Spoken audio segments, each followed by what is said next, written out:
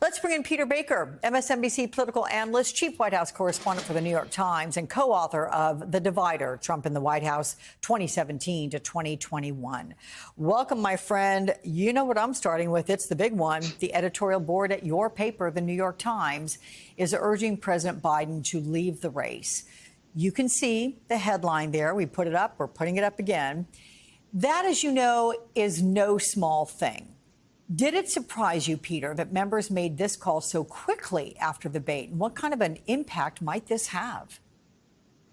Well, as your viewers, I assume, know, there's a difference between the news side of the New York Times and the editorial side of the New York Times. I have nothing to do with the editorial side. So just so everybody understands that this is something completely separate from what I do in terms of reporting.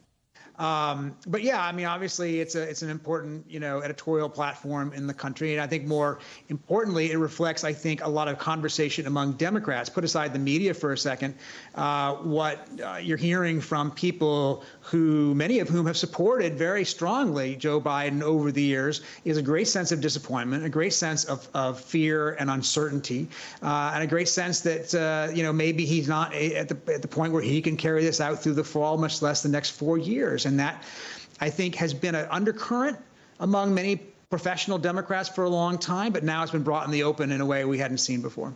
Yeah, look, and I'm going to reiterate, it's very important. You are on the news side, very different. You have nothing to do with the editorial side, had no hand in writing any of this. But I do have a couple more I want to ask you on the editorial, because it says there are Democratic leaders better equipped to make clear, compelling, energetic arguments against Trump. They leave out names. I mean, I can throw out some obvious names, but are you hearing names?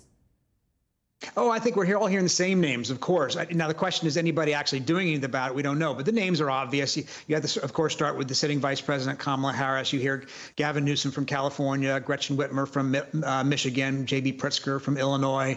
I could probably name 5 or 10 others that people would want to talk about. What would be really interesting is if President Biden did decide to step aside, this would be such an open field. It was just a jump ball in a very compressed time with a very small electorate, about 3,800, 3,900 delegates to the Democratic National Committee would decide it.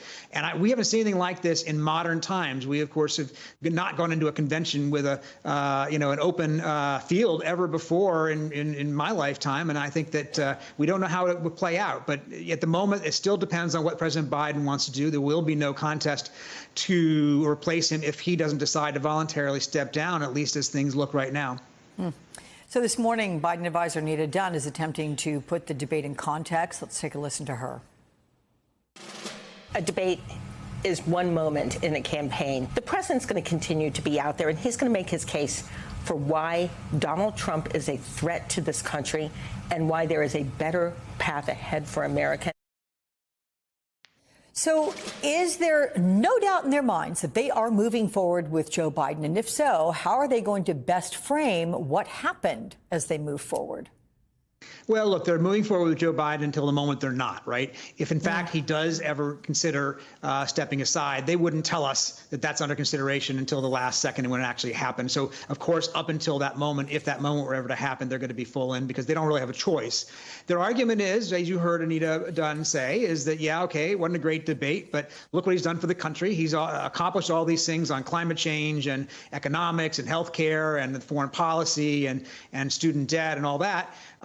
So do you want somebody who can have a stumble at a debate, who does the things you want him to do, or do you want somebody like Donald Trump, who's been convicted of 34 felonies and doesn't believe in democracy and all that? And it's a hard message to sell right now. But their argument is, look, it's June. They've got 4 months to still work on this. And if they have to go forward with him, if Biden doesn't decide to step aside, they're going to make the case as vigorous as they can.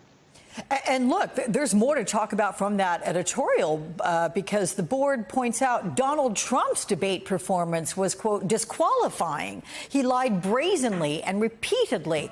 That aspect generated plenty of headlines elsewhere. Which of his false statements, though, was most egregious? Which one should have been countered on stage by someone? I mean, if you're inclined, Peter, to make that judgment?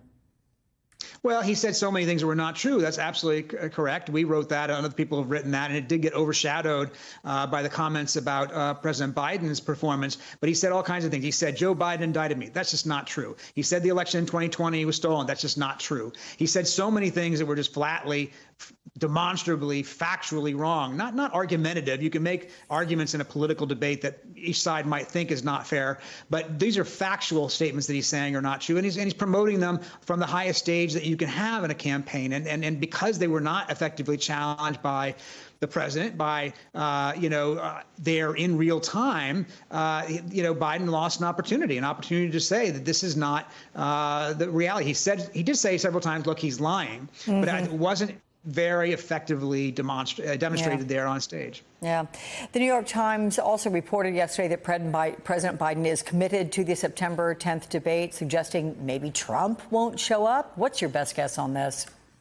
Yeah, that's an open question right now, too. If you're Trump, you may decide you don't need to show up because you already got the best debate you're ever going to have. Not that Trump did well, but that obviously Biden not doing well was probably the best result that Trump could have hoped for. So why go back to the debate stage on September 10th if you risk that? On the other hand, we don't know what it's going to be like in September. We don't know for sure what the race will look like, and it may be in his interest. He might feel like at that time to do it. And he's also a guy who has a certain healthy ego there, and maybe an unhealthy one that would want to get up there and make his case to the American people and think he'll do great, even if people might not agree.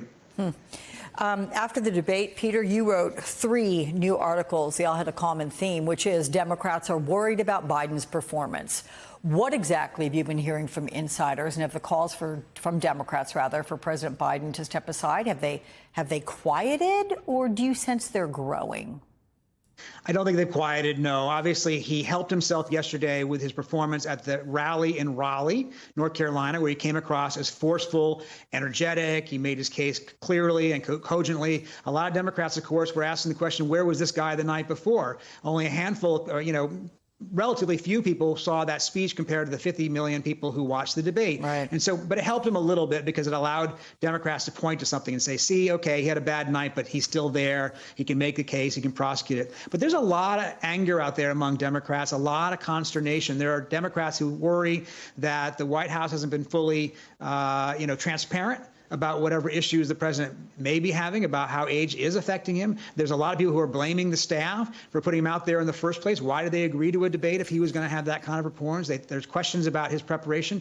That may all be unfair because at the end of the day, it's Biden up there and not the staff. But you can see how the circular firing squad is pretty intense right now, and there's a lot of uncertainty about how to go forward because they do see Trump as an existential threat. And the question for them is not Joe Biden. The question is, how do we beat Trump? Yeah, I guess all that's going to be answered in time. I thank you for staying on the case and talking with us about it, my friend. Thank you, Peter. Hey there, MSNBC fans. I'm Luke Russert, and be sure to join me, Rachel Maddow, Jen Psaki, Lawrence O'Donnell, Steve Kornacki, Joy Reid, and many more September 7th in Brooklyn. MSNBC Live Democracy 2024. Click on the link for ticket information. We will see you there.